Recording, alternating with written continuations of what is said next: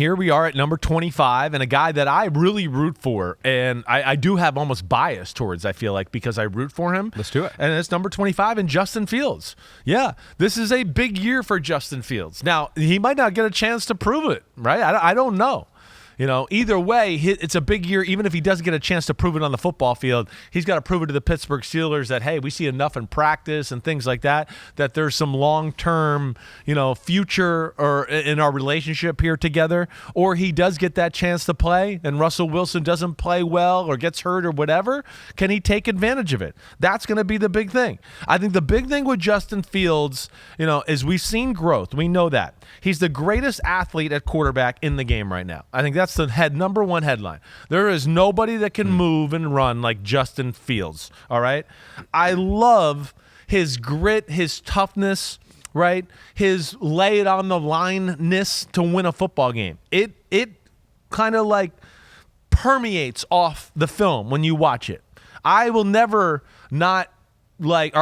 question Justin Fields, will to win a game, or his want to put his shoulder down or do the extra thing to help his team win the football game. Never going to doubt that. And I do think there's some tangible stuff to the way he plays that the team gravitates towards that a little bit, right? I think they feel his intensity on the football field and how hard and intense he plays, especially at the quarterback position that can be very rare. He is showing growth as a pocket passer in the NFL, right? But it's still not where you would like it, bottom line. And bottom line is, when you go back and watch, and as much as I see that growth and there's things I like and I'm rooting for him, right, he's still being managed, right? And he's still within the pocket, plays it at what I would say kind of an average level for what we expect at a big-time NFL starting quarterbacks, all right? So there's more work there that needs to be done, right? He's an average thrower when it all comes down to it as far as NFL starting quarterbacks are concerned, right? There's that aspect, let alone, playing in the pocket, seeing the field, going through reads and all of that. But the biggest thing, too, and why I couldn't make him higher, even though I like it, is, he is still being managed. They were calling the game there last year in Chicago of this situation, let's be a little simple here. Let's do this here. Let's throw a screen there. You don't think that was from a lack of creativity from the offensive minds on that team? No, I think it's more of a lack of trust, a little bit. Now, I'm not saying they're the most creative offense in the world, right? But I don't come away with that offense being as down on it as most people do. And I wasn't like that last year either, right? I mean, early on in the year, I was people were going crazy about Justin Fields, and I was going, wait, there's people open everywhere. And we were showing highlights, and everybody was talking about it, right? And people were talking about, are the Bears doing Justin Fields dirty? Remember that whole conversation earlier last year? It was like, what? Are you kidding me? I mean, I don't agree with that. No, I still think there is an element of his game that he is not in the trust tree with his offensive coordinators as far as the ability to just execute play after play in the pass game and be surgical, like I always talk about, right? When you really look at him, there's a lot of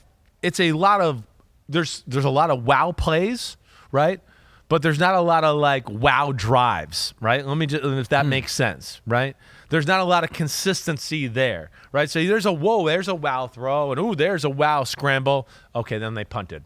Oh, hey, there's a play. Oh, there's a play. But the consistent, surgical 12-yard, wait, we can trust Justin Fields to just go down the field here in the shotgun and pick them apart. No, he's not there yet. And ultimately, that was some of the big reasons why, I have him at 25. For every great wild play, wild run, there's a play that maybe puts him behind the sticks and puts him in a tough spot to continue that drive. I mean, that makes a whole lot of sense. So Pete puts the narrative for him, and I think he's spot on with a lot of these narratives. He goes, exciting when he runs, but can't read defenses well enough to be a quarterback. That would be the narrative out there. I think most people have maybe on Justin Fields right now. Right.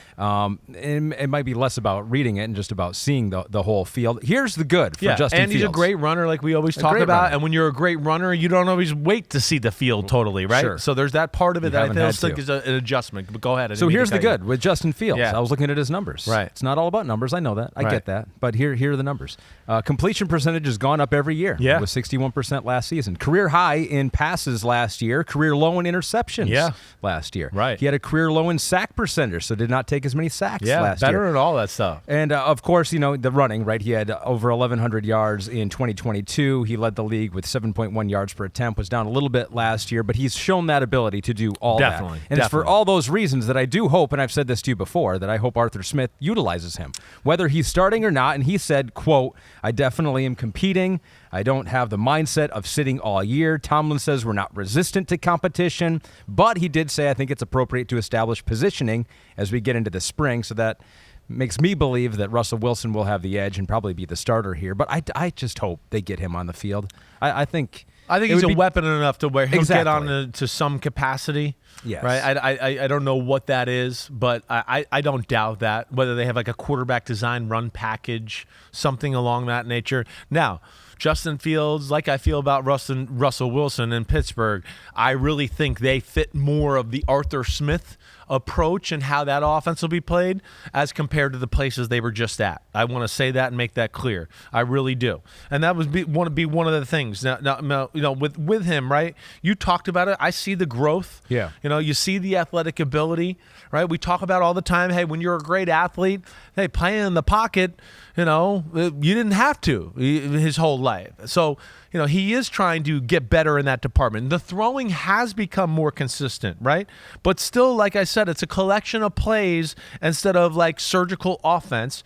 And what I would say too is there's a lot of wow plays, but not a lot of wow throws, right? Very few where I just go, oh, wow, that's a special throw. As far as arm strength or just anticipation or all of it together? Kind of all of it together. Yeah. Exactly right. His anticipation is below average for an NFL starting quarterback. He kind of has to see the guy come open and then he throws it, right?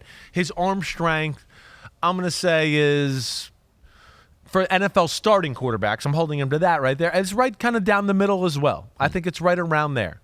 Now, off of that, right, he does not have any arm angles, right? There's no really sidearm throws. That's not a big part of his game that way, right?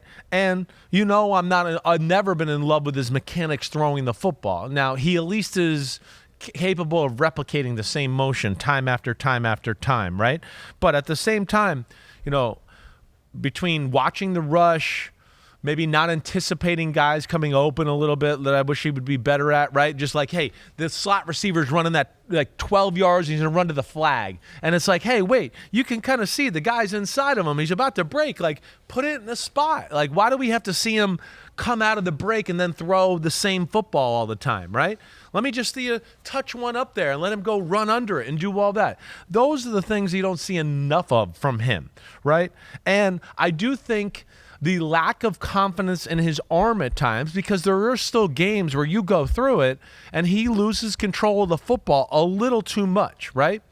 And when you look at that, I do think some of that stuff affects his decision making. You heard me say this about other guys in the past. When they don't feel like, hey, wait, I can throw a strike every time, I'm going, yeah, but this guy's open, and you got to throw it somewhere here in the number vicinity. And there's times in games where you could see he lost a few balls before that, and he goes, well, I'm not going to throw that. Yeah. I'm just going to look at the guy. If he's wide open, I'll throw it. If he's not, I'm going to check it down and go from there. And there's too much of that as well. There's too much look at one guy, then go right to the check down, where I'd go, wait, pocket's good. Go to the second guy, go to the third guy, then go to the check down or run, whatever. And those are things that he is still kind of figuring out or smoothing over in his game. This is rare for him because Justin Fields was in the crap or get off the pot category last year. I know. And is on it again. That's I know. Very rare that you can be in this category 2 years in a row. Yeah. It's almost physically impossible, but here he is. And I think we saw growth last year. We did. We saw early season struggles. Remember, he made the comments about,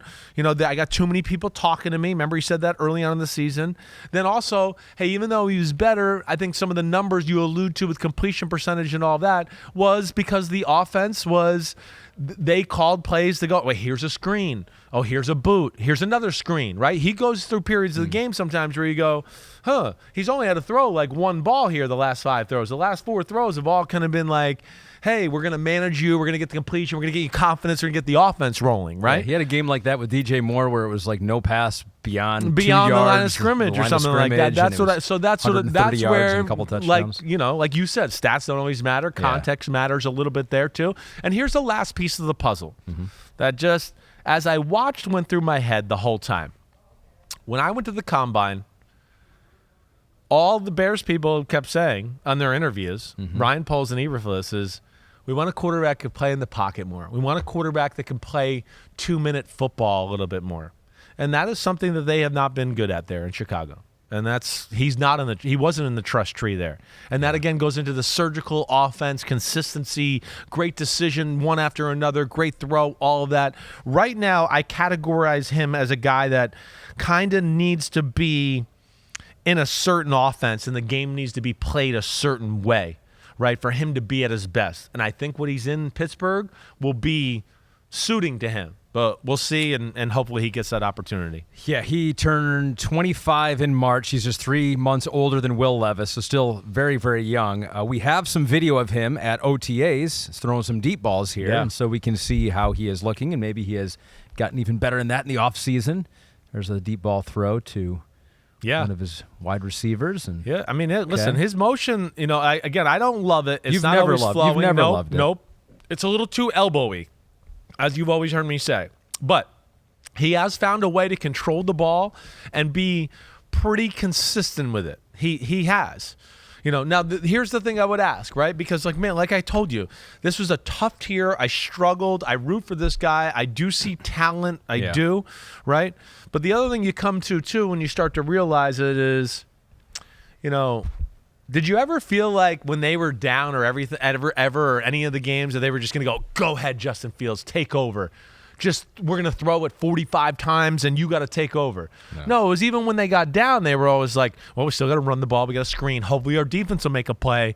Hopefully Justin will make a play running too and get us going that way and do that, right? It was never like, oh, damn, this week, hey, it's Justin, you gotta go 38 for 45, and we're gonna have to throw it every play. We're gonna put the game on your shoulders and your hands, right? Right. And you never got the sense that they were doing that in Chicago. So looking at the numbers last year, to check your work immediately here, he did throw 41 times. It was against the Cleveland Browns. Yeah. Completed 19 of those. Exactly so that was right. Not good. Thank you. Yeah, that would be one of those games where I would tell you the ball was everywhere, and that you'd go, damn, he missed decisions because he didn't trust where the ball went either. So he threw the ball 35 times or more 4 times last year. The Bears lost 3 of those 4 games. So what was the one they won?